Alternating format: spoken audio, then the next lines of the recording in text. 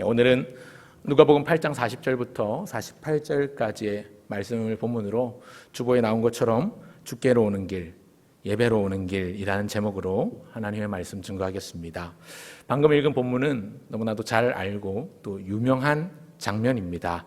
마태복음 9장에도 또 마가복음 5장에도 같은 사건이 나올 만큼 유명하기도 하고 또 중요하기도 한 장면인데요. 오늘 본문에 보면 많은 사람이 모여 있습니다. 왜 모여 있는가? 예수님을 기다리고 있습니다. 왜 예수님을 기다리는가? 그들 중에 나름 지체 높은 양반이 있는데 야이로라는 사람이 예수님을 만나고자 했기 때문입니다. 이 야이로는 회당장입니다.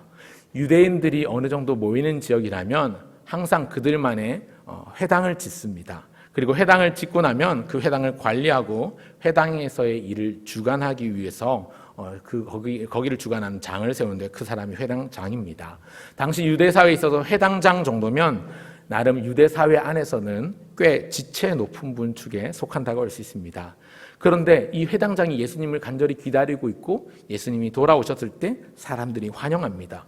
그랬더니 이 회당장 야이로가 예수님의 무릎 앞에 발 아래 엎드려 간절히 요청합니다. 뭐라고 요청하는 거? 예수님, 우리 집에 좀 와주십시오. 간절히 요청합니다. 이 나름 방금 말씀드린 회당장의 직분을 가지고 있는 나름 지체 높은 양반이 사람들이 많이 모여있는 자리에서 땅바닥에 엎드려서 예수님 무릎 붙잡고 사정하고 있는 것입니다. 사정하는 데 그만한 이유가 있는데요. 바로 딸 때문입니다. 본문 42절을 보시겠습니까? 제가 읽겠습니다. 42절에 이는 자기에게 12살 된 외딸이 있어 죽어가미러라. 예수께서 가실 때에 무리가 밀려들더라. 앞부분만 다시 읽으면 이는 자기에게 12살 된 외딸이 있어 죽어가미러라. 딸 때문에 사람들 시선 체면 고사하고 예수님 앞에 발 앞에 엎드려서 무릎을 꿇고 사정하고 있습니다. 딸도 그냥 딸이 아니고요. 예쁜 딸입니다. 왜 예쁘다는 말이 없는데 왜 예쁜 딸인가? 그가 외딸이기 때문에 그렇습니다. 아들 없이 딸만 하나 있는 겁니다. 원래 딸들이 다 예쁘지요. 다 예쁜데 그 딸이 하나밖에 없는 자식이면 더 예쁘지요. 간혹 딸들 중에서도 못난 딸들이 있다 하더라도 그 딸이 외동이면 가정에서 이쁨 받고 자라지 않겠습니까? 외동이니까. 다른 사람들이 에이 쟤는 못생겼어, 에이 쟤는 성격이 별로야 이렇게 비방해도 집에서만큼은 외동딸은 이쁨 받고 자랄 수밖에 없는 것이죠. 지금 야이로에게 있는 딸이 외딸이라고, 외동딸입니다. 하나밖에 없는 딸이니까 얼마나 사랑받으면서 얼마나 이쁨 받으면서 자랐겠습니까? 그런데 지금 그 딸이 아픕니다. 본문의 표현대로라면 죽어가미러라, 죽어가고 있다고 합니다. 그러니 애비된 입장에서 찬밥 더운 밥 가릴 처지가 아니죠. 할 수 있는 일이면 무엇이든 다 해보려고 했던 것 같습니다. 그가 예수님을 찾아왔습니다. 그리고 다른 사람 시선을 의식하지도 않고 예수님이 오자마자 예수님의 발 아래 엎드렸습니다. 무릎을 꿇고 통사정합니다. 예수님, 제발 좀 우리 집에 좀 와주셔야 되겠습니다. 내 딸이 지금 죽어가고 있습니다. 예수님 앞에 통사정하고 있습니다. 그런데 이런 상황에서 한 여인이 등장을 하지요. 혈루증에 걸린 여인입니다. 오늘은 이 야이로의 믿음도 중요하지만 혈루증에 걸린 여인에게 집중해 보려고 합니다. 우리가 주께로 나아갈 때에 또 예배의 자리로 나아갈 때에 어떻게 나아가야 할지, 어떤 마음가짐과 어떤 자세가 필요한지 간단하게 요약하고 우리에게 주신 하나님의 말씀으로 받고자 합니다. 우리가 주께로 나아갈 때, 예배로 나아갈 때 어떻게 나아가야 될까요? 첫째는 기대를 품으라는 것입니다. 짧죠? 따라 하시겠습니다. 기대를 품으라. 기대를 품으라. 여러분 드라마나 영화 보시기 전에 예고편이 나오죠. 예고편 나오면 예고편의 생명은 기대감입니다. 예고편을 보고 사람들이 야 재밌겠다, 보고 싶다 하게 만들면 그 예고편은 성공한 겁니다. 근데 예고편이 실패하는 경우들이 종종 있습니다. 예고편에 모든 내용들이 빤한 거예요. 그러면 예고편 보고 별로 매력적이지 않거든요. 별로 땡기지 않으면 보지를 않는 거죠. 우리가 주님 앞에 나갈 때 기대감 없이 나아가면 예배가 지루해지고요, 설교가 졸리고요, 예배가 언제 끝나나 시계만 들여다보게 됩니다. 우리가 하나님에 대한 기대감이 있으면 순식간에 시간이 흘러가요. 여러분 경험해 보셔서 다들 아시겠지만 오늘 첫 번째 중요한 것은 주님 앞에 나갈 때 우리가 품어야 될 마음은 바로 기대 그리고 믿음입니다. 기대를 품으라. 방금 전에 말씀드렸던 이 상황을 오늘 본문에 등장하는 혈루증에 걸린 여인도 지켜봤을 것입니다. 회당장이나 되는 높은 분이 예수님의 발 아래 엎드려서 간청하면서 제발 좀 자기 집에 좀 와달라고, 우리 딸이 지금 죽어가고 있다고, 우리 딸 좀 살려달라고 사정하는 모습을 보았는데 이 혈루증에 걸린 여인의 마음은 어땠을까요? 무슨 생각이 들었을까요? 저는 생각해 봅니다. 이런 생각 들지 않았을까요? 와, 진짜 부럽다. 부럽다. 정말 부럽다. 나도 저런 아버지가 있었으면 좋겠다. 나도 아프고 저 사람의 딸도 아픈데 누구는 아프다고 이 백주대나대 이렇게 사람 많은데 예수님 앞에 넙죽 엎드려서 부탁하고 저렇게 애절하게 간절히 청하고 있는데 참 부럽다. 저렇게 자기 편이 되는 사람이, 든든한 사람이 있으니 정말 부럽다. 이렇게 생각했을 것 같습니다. 이 혈루증이라는 병은요, 당시 굉장히 부정한 병이었습니다. 혈루증에 걸리면 1차적으로 격리가 이루어졌습니다.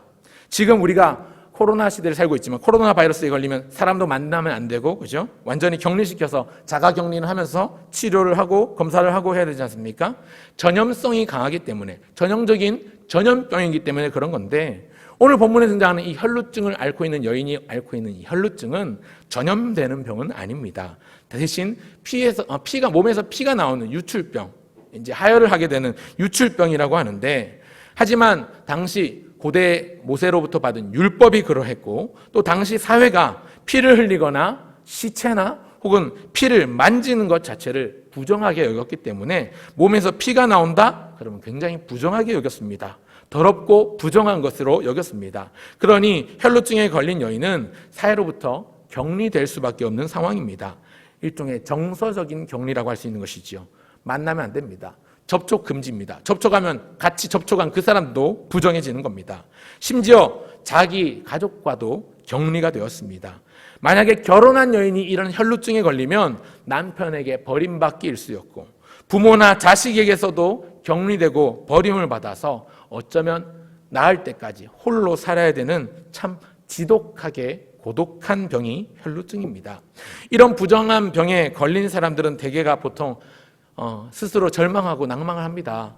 내가 저주를 받았구나. 이런 병이 찾아오다니. 내가 저주를 받은 인생이구나. 이런 병이 걸리다니. 내가 저주를 받은 인생이 맞구나. 어느 날 갑자기 청천벽력같이 그렇게 죽을 병을 선고받으면 이렇게 좌절을 하고 포기하면서 주저앉는 경우들이 많았는데요. 오늘 본문에 등장하는 이 여인은 조금 달랐습니다. 그는 기대감을 가지고 예수님께 나온 겁니다. 그가 어떤 기대를 가지고 있는가? 예수님에 대한 기대인데, 이 여인이 가지고 있는 기대는 무엇인가? 저 회당장 야이로의 딸도 저분 예수님이 사랑하시지만 저 예수님은 나도 사랑하실 것이다 라는 기대입니다. 저 회당장 야이로가 저렇게 사정하니까 그 집에 가서 그 딸을 고쳐주시겠지만 예수님은 그럴 뿐만 아니라 나도 고쳐주실 것이다 라고 기대하고 있는 것이지요. 이 내용을 계속 묵상하고 곱씹으면서 이 여인에게서 있는 기대감을 발견합니다. 만약에 기대감이 없었다면 나오지도 않았을 것이고 이 사건은 성경에 기록되지도 않았을 것입니다.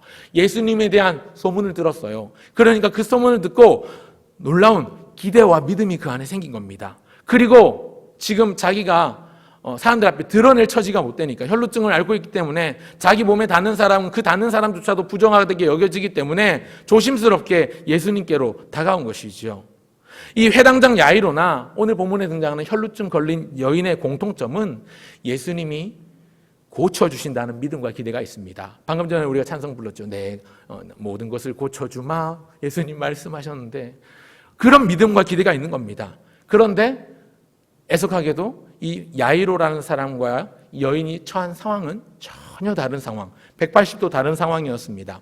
다 죽어가는 12살 난 자기 딸을 위해서 무엇이든 해보고자 발버둥치는 아버지의 모습. 그래서 체면이고 뭐고 사람들이 뭐라 하든지 말든지 예수님 발 아래 엎드려 나와서 무릎을 꿇은 회당장 야이로에 비하면 지금 이 여인의 처지는 자기가 그 혈루증에 걸렸다는 것조차도 드러내서는 안 될 처지입니다.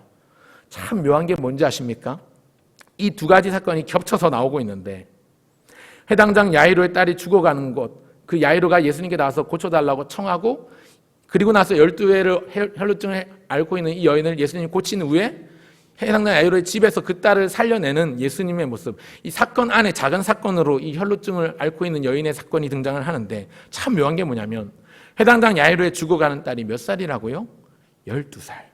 12살 난 외딸입니다. 그런데 재밌는 건 지금 이 혈루증 걸린 여인이 몇 년을 알았다고요? 12회. 12회를 알았습니다. 참 묘하죠. 누군가는 12년 동안 좋은 집안에서 태어나서 유복하게 자라면서 외동딸로 사랑받고 이쁨받고 자랐을 법한데 그 같은 기간 12년 동안 그 같은 세월을 한 여인은 참으로 기구한 인생으로 살아왔습니다. 사람들과 격리되고 소외된 채 살았습니다.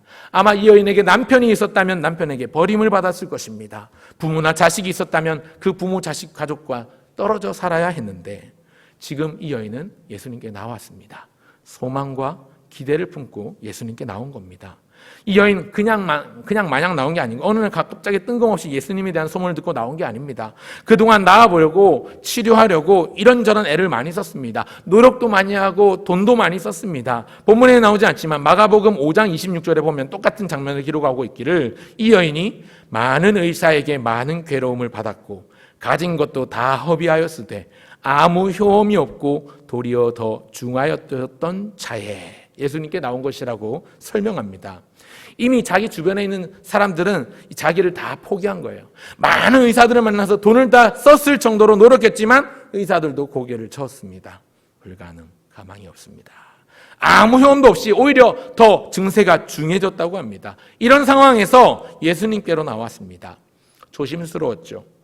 왜냐하면 회당장처럼 높으신 지체가 아니니까, 높은 지체에 있는 양반이 아니니까, 그러니까 당당하게 앞에 서지도 못할 부정한 병을 앓고 있으니까 사람들하고 닿는 것조차도 조심스럽습니다. 당당하게 서지 못해서 예수님의 뒤로 다가오지요. 회당장 야이로처럼 큰 소리로 예수님께 간절하게 청하거나 우리 집에 좀 와주십시오. 내 12살 날 딸이 또 지금 죽게 생겼습니다. 그렇게 말도 못하고 그저 예수님의 옷자락 만집니다. 그 옷가에 손을 댑니다. 마가복음 5장이나 마태복음 9장에 보니까 이 여인을 기록하기를 이는 제 마음에 그 겉옷가만 만져도 구원을 받겠다 함이라. 이 여인의 마음에는 예수님의 저 옷깃만 스쳐도 저 옷자락만 만져도 내가 낫겠다라는 확신이 있는 겁니다. 어떤 기대로 나왔습니까? 예수님이 나를 고쳐주실 것인데 굳이 내 머리에 안수해 주시고 내 몸을 만져주시고 안 해주셔도 내가 예수님 옷자락만 만져도 내가 예수님 옷깃만 스쳐도 내가 낫겠다라는 확신이 이 안에 있는 겁니다. 그래서 첫 번째는 우리가 주께로 나갈 때에 나가야 될, 품어야 될 첫 번째, 기대를 품으라. 기대를 품으라. 사랑하는 성도 여러분, 이 혈루증을 앓고 있는 여인이 가진 믿음을 한번 여러분 품어보십시오. 기대를 여러분 품어보십시오. 주님께로 나아가는 길, 예배로 나아가는 길이 막막하고 피곤하고 막연하고 답답한 길이 아니라 어렵고 답답한 상황이 있다 하여도 주님께 나가면 나의 문제가 해결될 것이다. 나의 문제가 뭔가 해결되고 회복이 될 것이다 라는 소망과 기대를 가지고 주님이 주시는 그 문제 해결에 대한 기대감을 가지시면 좋겠습니다. 여러분 예배 나오실 때마다 어떤 마음가짐으로 나오셨습니까? 기대가 있는 사람은요 좋을 틈이 없어요. 예배가 지루하지 않아요. 1시간, 2시간 예배가 순식간에 지나갑니다. 기대하는 바가 있기 때문에 하나님이 나를 어떻게 은혜 주실까? 오늘 성례식이, 오늘 성찬식이 있다고 그랬지. 오늘 나를 만나 주실 주님은 떡과 잔을 통해서 만나 주시겠거나 기대를 하면서 나오면 시간이 길지 않아요. 성례식이 있고 공동회의 하니까 예배가 길어질 것 같다 예상을 하고 애초부터 그냥 오자마자 이렇게 눈 감고 계신 분 제가 맨 뒤에 있기 때문에 한두 분씩 보입니다만 여러분 기대감을 가지고 나오면 시간이 금방 갑니다. 언제 그랬냐는 듯이 시간이 후다닥 갑니다. 여러분 그런 기대감을 가지시면 좋겠습니다. 주님은요, 우리 주님은 사랑하는 자기 자녀된 우리가 맨날 힘들고 무거운 마음으로 살기를 원치 않으십니다. 우리가 소망과 기대 가운데 하나님을 기뻐하며 찬송하며 예배하기를 원하십니다. 그렇기 때문에 우리가 주님께 나아갈 때에 내 문제는 주님이 해결해 주신다. 내 어려움은 주님이 낫게 하신다. 내 고통은 주님이 대신 감당하실 것이다 라는 기대감을 가지고 내 손에 붙들려 있는 문제들 많이 있지만 이거 붙들고 주님 앞에 나가면 주님이 이거 다 가져가시고 내 빈손에 주님의 평강으로, 주님의 은혜로, 주님의 말씀으로, 주님의 기쁨으로 채워주신다. 이런 믿음과 기대가 우리에게 필요합니다. 오늘 나오신 저와 여러분이 그런 기대와 소망을 품고 주님이 주시는 기쁨과 평강을 손으로 받아 누리시고 삶으로 맛보아 누리시는 저와 여러분 모두가 되시길 바랍니다. 그런가 하면 둘째는 대가를 치르라는 것입니다. 우리가 주님께로 나갈 때, 예배로 나갈 때 어떻게 해야 되는가? 둘째 한번 따라 하실까요? 대가를 치르라. 대가를 치르라. 첫 번째는 기대를 품으라. 두 번째는 대가를 치르라입니다. 오늘 본문에 나오는 이 12해를 혈루증으로 고생하며 힘들고 어려운 나날을 보내온 이 여인, 누구 하나 거들떠 보지도 않았을 만큼 격리된 채, 소외된 채 철저하게 그렇게 홀로 고독하게 살았을 것입니다.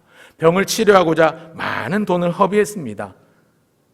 그 말은 무슨 말이냐면요, 치료할 수 있다면, 낫기만 한다면 큰 돈도 아깝지 않았다는 것이죠. 많은 돈을 허비했다고 마가복음 5장이 기록하고 있는데 이제 다 허비하고 가진 것이 없어져서 가난해졌습니다. 그러나 이 여인 여전히 포기하지 않습니다. 이 여인은 자기의 그 문제를 가지고 예수님께로 다가갑니다. 기대와 소망을 품고 믿음으로 다가가서 예수님의 옷자락을 만진 겁니다. 예수님 겉옷과의 손을 댔습니다. 오늘 저와 여러분이 주님께로 나갈 때에 이런 기대와 이런 소망이 있으면 좋겠습니다. 이것이 첫 번째였는데, 이런 문제가 있고 어려움이 있었는데 오늘 우리에게도 이런저런 어려움과 문제가 많이 있죠. 코로나 때문에 여러 가지로 먹고 살기 힘들어졌습니다. 자영업 하시는 분들은 매상이 안 올라서 한숨을 푹 쉬십니다.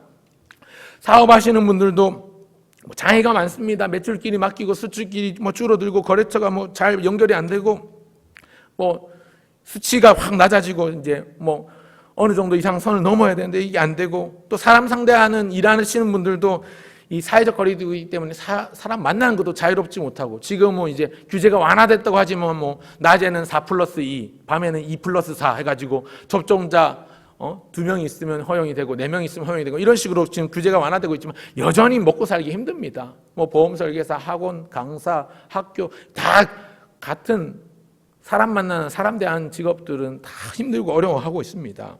그런가 하면 또 건강에 문제가 생겨서 갑자기 어느 날 병원에 갔더니 이상한 게 있다 하더라. 빨간불이 켜져서 힘들고 어려운 분들도 있으실 것인데, 여러분, 그런 힘들고 어려운 삶이라 할지라도 주님께 나아갈 때 기대감을 가지고 주님이 고쳐주신다.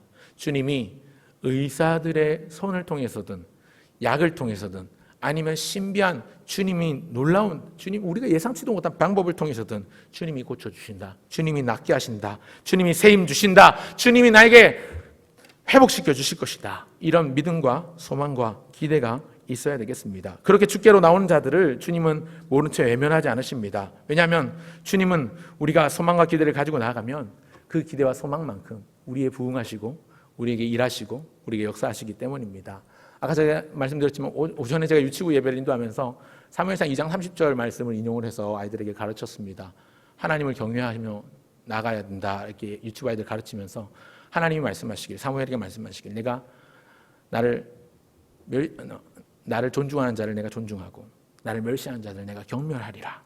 하나님께서 이 엘리에게 홈리와 비느하스 두 아들이라는 이 불량자들, 엘리 아들은 불량자라, 행실이 나빠 여호와를 알지 못하였더라 하는 그 아들들 때문에 하나님께서 분명하게 말씀하셨던 그 부분, 하나님을 사랑하고 존경하고 경외하고 두려워하는 자들에게는 그에 합당하고 그에 합당한 은혜와 사랑을 베풀어 주시는데, 하나님을 무시하고 예배를 멸시하고 이것을 가볍게 여기고 그래서 그냥 대충대충 하나님을 섬긴다고 입술로는 말하면서도 대충대충 섬기는 자들에게는 그에 합당한 은혜를 거두어 가시는 그러한 하나님이라는 것을 제 유튜브 아이들에게도 가르쳤었는데요. 오늘 우리가 기대와 소망을 가지고 하나님을 붙들고 나아가면, 하나님 뜨겁게 사랑하고 하나님 경외하면 우리의 모든 문제의 해결자 되신 주님께서 우리의 모든 문제를 거두어 주시고 새롭게 하십니다. 여러분, 이 혈루증을 앓던 여인이 고침을 받았습니다. 그런데 이 고침을 받기 위해서 감수하고 치른 대가가 있더라고요. 그저 가만히 있다가 나은 게 아닙니다. 이 여인은 믿음의 대가를 치렀습니다. 이 여인은요, 당시 주변의 시선들, 부정한 여인이라는 당시 사회의 편견과 선입견에 둘러싸여 있었습니다. 병에 걸린 원인이 뭐냐? 죄를 지었거나 아니면 저주를 받은 거지 라고 생각하던 당시 사람들의 선입견과 편견에서 자유로울 수가 없었습니다. 유출병에 걸린, 피가 나오는 병에 걸린 이 여자는 그런 다른 사람들의 오해와 그런 저주 어린 그런 시선에도 불구하고 백주대낮에 사람 많이 모인 그 장소로 예수님께로 기꺼이 나아갔습니다. 해당당 야이로가 자기 딸을 고쳐달라는 그 자리에는 많은 사람이 있었습니다. 42절에도 나오지만 45절을 보면 제자 베드로가 한 말이 무리가 밀려들어 미나이다 이렇게 말씀하고 있는데요. 많은 바로 예수님이 지금 둘러싸여 있는 겁니다. 여러분 출퇴근 시간에 지하철 얼마나 타보셨습니까? 출퇴근 시간에 타면요 진짜 지하철 안에 답답합니다. 한여름에 타면요 숨이 꽉 막힐 정도로. 예전에 고속터미널에 이제 반포동에 살 때 아침 시간에 7시 반, 8시 반 하여간에 고속터미널에 역에서 이제 지하철을 탈리듯 지하철 탔는데 깔려 죽는 줄 알았습니다. 덩치 산만한 저도 오징어가 되는 줄 알았습니다. 너무 밀려가지고 타야 되는데 타지를 못하고 겨우 탔는데 내려야 되는데 10만포에서 내려야 되는데 내리지를 못해가지고 다음 역 9만포역까지 가버렸던 기억도 있습니다. 사람이 너무 많아가지고요. 지금 상황이 예수님이 주변에 많은 인파들로 둘러싸여 있습니다.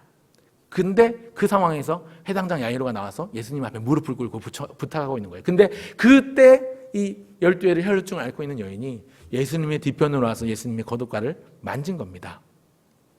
많은 사람이 있는 곳에 나아가는 것 자체가 이 여인에게는 목숨을 건 행위입니다. 그도 그럴 것이 왜 그런가 하면 말씀드렸던 것처럼 부정한 병에 걸려 있습니다.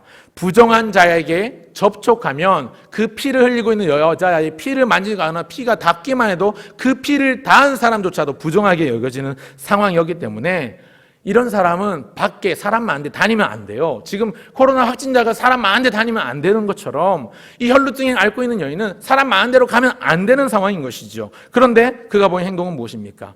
내가 낫고자 하는 그 간절한 기대와 소망을 가지고 예수님께로 나아가서 예수님의 뒤로 가서 그 겉옷가를 만지고 고침을 받았습니다.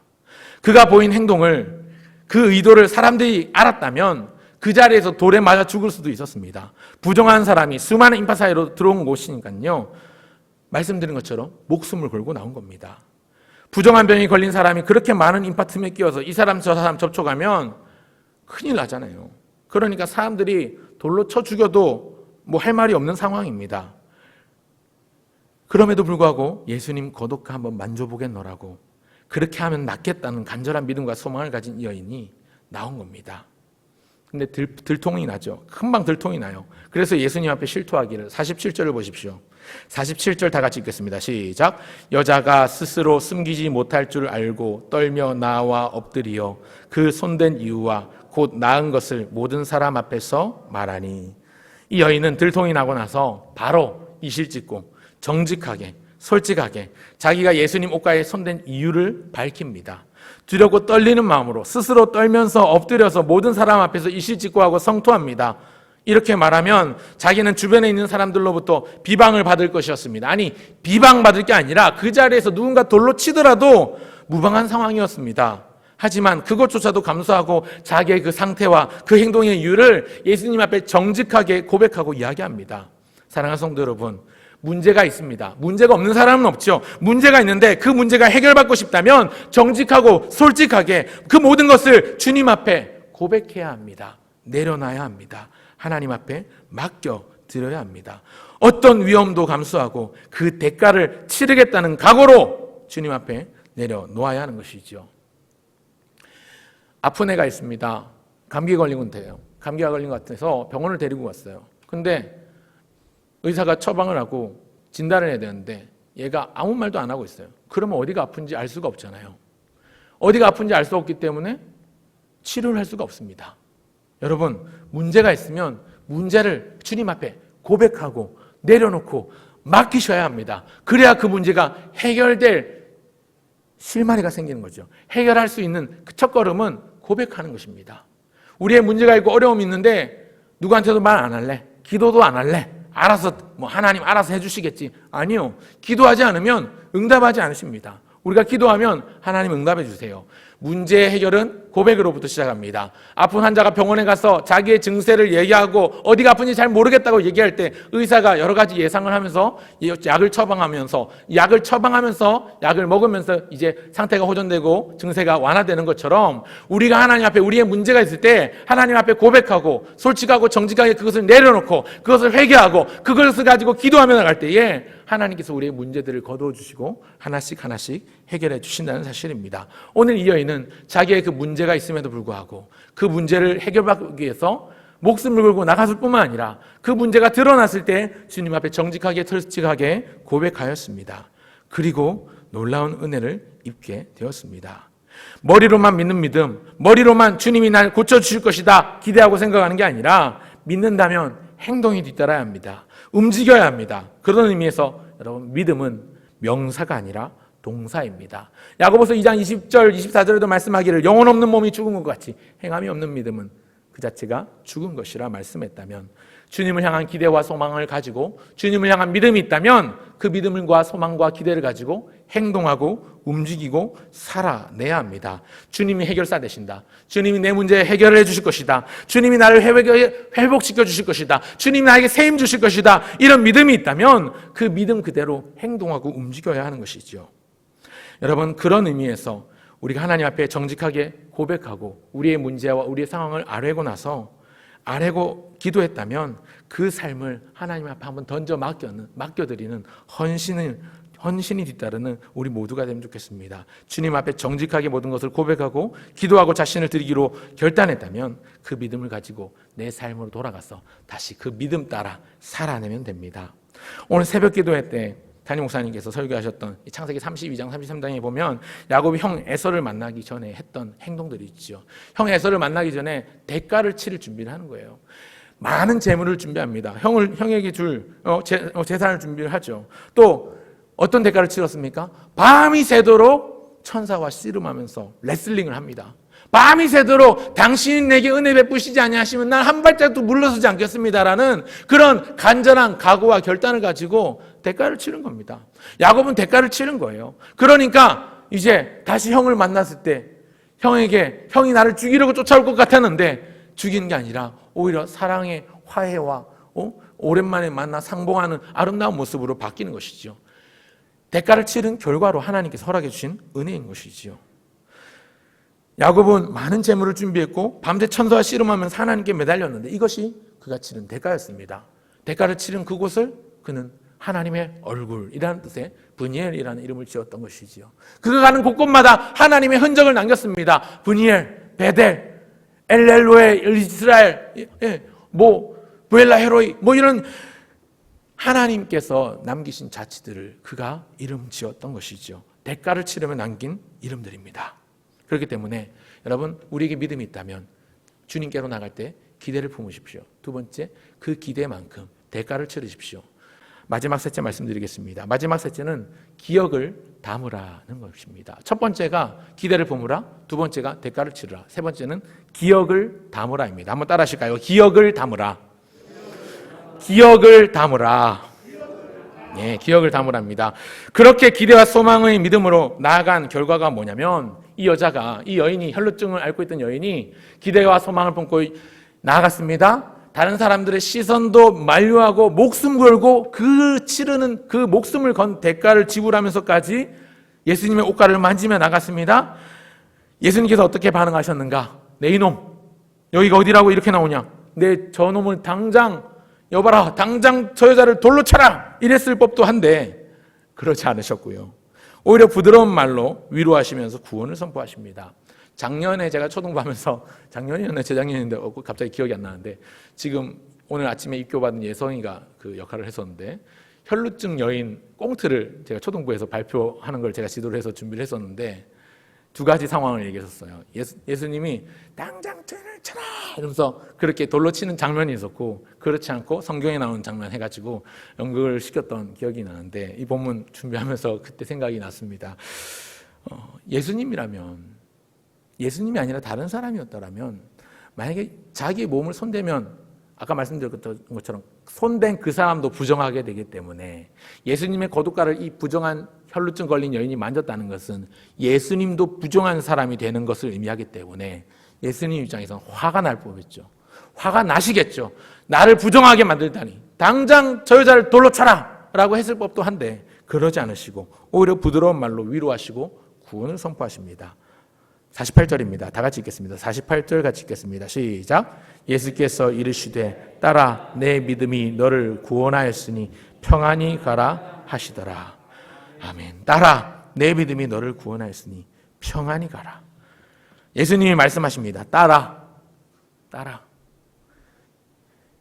지금 내게 나온 회당장 야이로의 사랑스러운 외동딸도 나의 긍휼을 입을 딸이지만, 다 죽어가는 이 회당장 야이로의 딸도 나의 고침의 손길이 필요한 딸이지만, 너도 나의 사랑을 입을 만한 딸이다. 너도 나의 고침을 받을 만한 딸이다. 그렇게 부드러운 말씀으로 위로하시고 구원을 선포하십니다. 딸아, 내 믿음이 너를 구원하였으니 이제 평안히 가거라. 너 믿음이 너를 구원하였다. 어떤 믿음이라고요? 그 마음에 그 고독감만 만져도 낫겠다 하는 믿음. 그 믿음이 이 여인을 구원하였습니다. 사랑하는 성도 여러분, 오늘 본문에 나오는 이 여인은 참 많은 것을 받은 여인입니다. 먼저는 병고침을 받았지요. 근데 병고침만 아니라 그런 비상식적인 방법, 이상한 해서는 안 되는 경로에도 불구하고 그 간절한 마음의 중심을 주님께서 인정해 주십니다. 주님께 야단 맞거나 사람들의 돌을 맞은 게 아니라 오히려 주님의 따스한 위로의 말을 듣습니다. 딸아, 평안히 가라. 평안히 가라. 뿐만 아니라 이 여인에게 예수님은 구원을 선포하십니다. 네 믿음이 너를 구원하였다. 네 믿음이 너를 구원하였다. 단순히 병만 고쳐주신 게 아니라 당시에 많은 사람들의 편견과 선입견, 이제 더 이상 낙인 찍혀 살지 않아도 됩니다. 이제 더 이상 저 여자는 부정한 여인이냐, 피를 흘리는 여인이냐, 혈루증에 걸렸대, 저주받은 여인이냐 라고 이런 소리 듣지 않고 살아도 됩니다. 나았으니까요. 그러니 예수님이 선언하시길, 너 평안히 가라. 평안히 가라. 그 마음에 12년 동안 열심히 찾고 구하고 어떻게든 고쳐보려고, 그래서 가진 돈을 다 허비했을 만큼 애써봤지만 차도가 없고 오히려 병은 더 중해졌던 그 과정에서 이 여인이 누렸을 마음의 상처, 공허함, 허탈감, 허무함, 돈 다 썼는데 이번엔 진짜 고칠 수 있다고 하는 의사, 진짜 집 팔고 재산 팔고 다 팔아가지고 의사한테 찾아갔는데 의사가 안 된대요. 약을 써봤는데 안 된대. 이 약 다 제 겁니다. 이 약 근데 좀 비싸요. 아, 주세요. 나을 수만 있다면 그 약 주세요. 샀겠죠.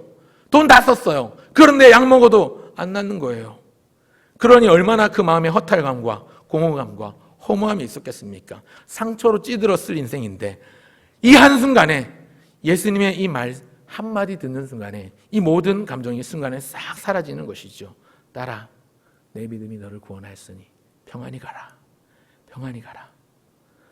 이 여인이 이후에 어떻게 되었는지 성경이 언급하고 있지 않기 때문에, 또 굳이 알 필요가 없기 때문에 뭐 언급을 안 하고 있습니다만, 제가 이 정도 여인의 은혜를 받았다면 남은 생애 동안 예수님을 자랑하고 다니지 않았을까요?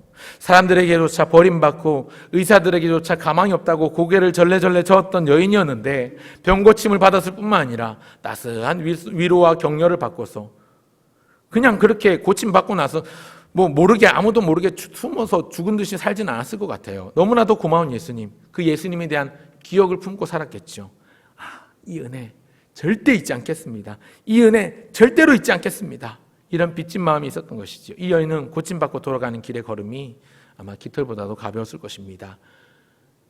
기억을 담으라고 했는데 이 여인은 과거의 기억들, 돈을 많이 썼던, 약을 사고 의사를 만나 치료를 받았던 그 기억들도 다 지워버리고 한 기억만 남깁니다. 딸아, 내 믿음이 너를 구원하였으니 평안히 가라. 예수님이 고쳐주신 그 기억을 마음에 담고 걸음에 담고 돌아가는 것이죠. 우리가 담아야 될 것, 기대를 품고 주님 앞에 나아가면, 기대를 품고 예배 자리로 나오면, 그리고 대가를 치르고 예배 자리로 대가를 치르고 주님께로 나아가면 주님께서 은혜를 주실 것인데, 그 은혜를 내 걸음에 담고 내 마음에 담아서 돌아가는 걸음이 우리 안에 은혜로 충만한 그런 걸음이 되면 좋겠습니다. 이제 말씀을 맺겠습니다. 말씀을 맺기 전에 한 가지 더 말씀드리면, 아까 담임 목사님 새벽기도 때 말씀하셨던 얘기 했었죠. 밤새 천사와 씨름하면서 하나님께 매달렸던 야곱은 형을 만난 후 안심하고 기뻐하게 되지요. 그리고 그 은혜를 기억에 담게 됩니다. 그러니 형을 만난 그 자리가 새로운 자리, 하나님을 만나 씨름했던 그 자리가 새로운 자리가 되는 겁니다. 천사와 씨름했던 그 자리가 새로운 기억을 담아 하나님의 얼굴, 야뽕 나루토는 이제 야뽕 깡가가 아니라 브니엘이 됩니다. 브니엘, 하나님의 얼굴. 하나님과 겨루어 이긴 이스라엘이라는 이름을 얻게 되는 것이죠. 말씀을 맺겠습니다. 주께로 가는 길, 예배로 오는 길에 우리의 모습은 어때야 될까요? 첫 번째, 기대를 품으라. 말씀드렸습니다. 예배 자리에 나올 때마다 오늘 주님께서 베풀어 주실 은혜를 사모하고 기대하시기 바랍니다. 오늘은 또 나에게 어떤 말씀을 주실까? 오늘은 나에게 어떤 은혜를 주실까 하는 그런 기대. 오늘은 나에게 어떤 은혜를 주실까? 오늘은 나의 어떤 문제를 해결해 주실까? 내가 어떻게 해결받을 수 있을까 하는 기대하는 마음이 있어야 되겠습니다. 둘째, 대가를 치르라. 다른 사람 시선을 의식하면 주님께 제대로 나아갈 수가 없습니다. 주께로 오는 길, 예배로 나가는 길, 기도의 자리로 나갈 때 남의 시선이나 바쁜 약속들, 이 정도 대가를 지불하지 않는다면 은혜를 제대로 누릴 수가 없습니다. 대가를 치러야 합니다. 남이 뭐라든지 다른 사람이 어쩌든지 사모하고 기대하는 마음으로, 믿음으로 목숨을 걸고 나아가는 그러한 우리의 모습이 되면 좋겠습니다. 그렇게 은혜가 주어지고 말씀이 주어졌을 때 셋째, 그 기억을 담으십시오. 어디에요? 첫째는 마음에 담고, 두 번째는 내가 돌아가는 삶의 현장으로 돌아가는 걸음에 담고, 마음에 담고 걸음에 담은 그 기억들로 말미암아서 우리에게 삶의 에너지로, 삶의 긍정적인 믿음의 에너지가 되어서 우리가 더욱더 거룩한 삶, 하나님이 기뻐하시는 삶을 살게 될 것입니다. 하나님께서 보이신 놀라운 사랑의 결정체이신 그 예수님의 십자가 은혜와 희생과 사랑을 우리가 생각한다면 그 구원의 은혜를 잊지 않고 내 마음에, 내 믿음에, 내 걸음에 그 기억을 담아서 돌아가면 됩니다. 오전에 성찬식이 있었는데요, 정말 오랜만에 하는 성찬식, 참 마음에 감동이 됩니다. 그 찌끔 먹는 그 포도주, 찌끔 먹는 그 빵 한 조각이 예수님의 영적 임재설이라고 목사님께서 가르쳐 주셨는데, 그죠? 예수님의 살과 피를 생각하게 하고 오랫동안 잊고 있었던 예수님의 저 십자가 사랑, 이 십자가 사랑을 다시 한번 우리의 가슴을 뜨겁게 하는 그런 시간이 아니었는가 생각해 보게 됩니다. 오늘 하루를 보내면서 여러분 삶의 현장으로 또 집으로 돌아가시면서 여러분 마음에 담으시고, 여러분 걸음에 담으시고, 여러분 믿음에다가 그 기억, 예수님이 날 위해 찢으신 살과 날 위해 쏟으신 물과 피를 그 기억 속에 담아보시기 바랍니다. 그래서 맡겨주신 사명을 붙들고 힘차게 삶의 현장에서 승리하는 저와 여러분 모두가 되시기를 주의 이름으로 소원드립니다. 아멘.